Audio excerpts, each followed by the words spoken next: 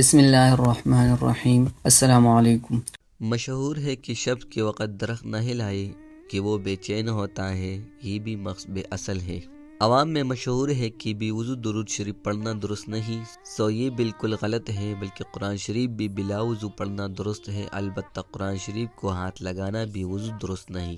مشہور ہے کہ کسی کا سطر کھلا ہوا نظر پڑنے سے وضو ٹوٹ جاتا ہے، سو یہ مقصد غلط ہے۔ مشہور ہے کہ سور کی دیکھنے سے وضو ٹوٹ جاتا ہے، اس کی کچھ اصل نہیں۔ عوام میں مشہور ہے کہ استنجا کی بچی ہوئی پانی سے وضو نہ کرنا چاہیے، مگر یہ بات غلط ہے۔ عوام کہتے ہیں کہ اگر پانی میں ناخن ڈوب جائے تو اس کا استعمال مکروہ ہے، سو یہ مقصد غلط ہے، البتہ اگر ناخن میں میل مجتمع ہو تو ایسا کرنا نظافت کے خلاف ہے۔ بعض عورتیں سمجھتی ہیں کہ باہر پھرنے سے وضو ٹوٹ جاتا ہے، سو یہ مقصد غلط ہے، البتہ بے ضرورت باہر نکلنا برا ہے۔ مشہور ہے کہ اذان نماز کے لیے مسجد میں بائیں طرف ہو اور اقامت یعنی تکبیر دائیں طرف ہو۔ شریعت مطہرہ میں اس کی کوئی اصل نہیں ہے۔ مشہور ہے کہ دوپہر یعنی زوال کے وقت قرآن پڑھنا ممنوع ہے، سو یہ بات غلط ہے، البتہ نماز پڑھنا اس وقت بے شک ممنوع ہے۔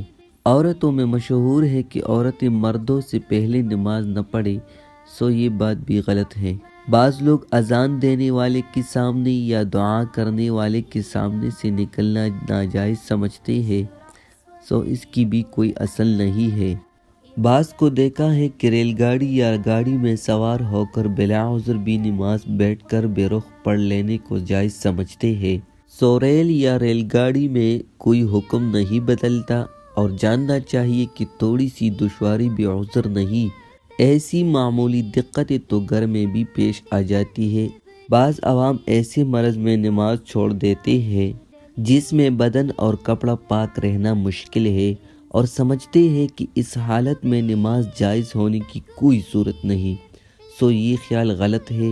علماء سے مسائل پوچھ کر نماز پڑھنا ضرور ہے، ایسی حالت میں بھی نماز درست ہو جاتی ہے جب دھونے سے سخت تکلیف ہو یا مرض بڑھنے کا ڈر ہو اور کپڑے بدلنے کے لیے زیادہ نہ ہو، تو اسی طرح نماز درست ہو جاتی ہے۔ حضرت مولانا اشرف علی تھانوی رحمۃ اللہ علیہ فرماتے ہیں، بعض عوام کو اس کا پابند دیکھا ہے کہ جب جمعے کے لیے آتے ہیں اول مسجد میں تھوڑی دیر بیٹھ کر پھر سنتیں پڑھتے ہیں، گو نزدیک ہی سی آئی ہو، اور گو سانس کی درستگی تھوڑی دیر کڑے رہنے سے بھی ممکن ہے، یہ کیا ضرور ہے کہ بیٹھ ہی جائے۔ قرآن مجید میں بعض مقامات پر بے موقع وصل کرنے سے کفر کا فتویٰ بعض نے لکھ دیا ہے، اور اس سے بڑھ کر یہ کہ الحمد شریف میں بعض حروف کے وصل سے شیطان کا نام پیدا ہونا لکھ دیا ہے، سو ان دونوں باتوں کی کچھ اصل نہیں ہے، البتہ قواعد قراءت کے اعتبار سے یہ دونوں وصل بے قاعدہ اور قبیح ہے، مگر کفر یا شیطان کے نام کا دعویٰ محض تصنیف ہے۔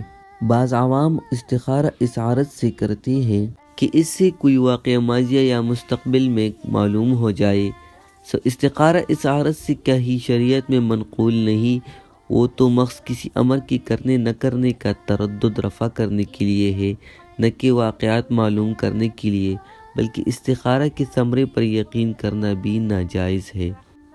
بعض عوام کو خیال ہے کہ اگر کسی کو زکوٰۃ کی رقم دی جائے اور کہا نہ جائے کہ یہ زکوٰۃ ہے تو شاید زکوٰۃ ادا نہیں ہوتی، سو یہ خیال بالکل غلط ہے، بغیر کہیں بھی زکوٰۃ ادا ہو جاتی ہے، مگر اپنے دل میں ارادہ کرنا ضرور ہے۔ رحمن یا رحمن ساعدنی یا رحمن۔